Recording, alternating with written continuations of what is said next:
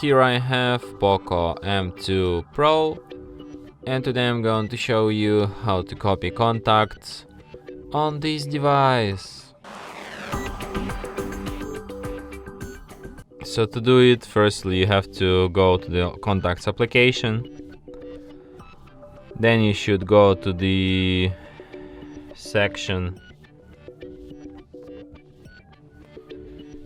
Fix and Manage. Then select Import from SIM.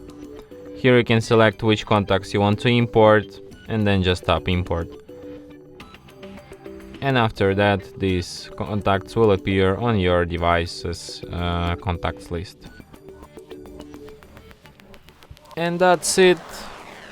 Thanks for watching. If you find this tutorial useful, don't forget to hit that like button and subscribe to our channel.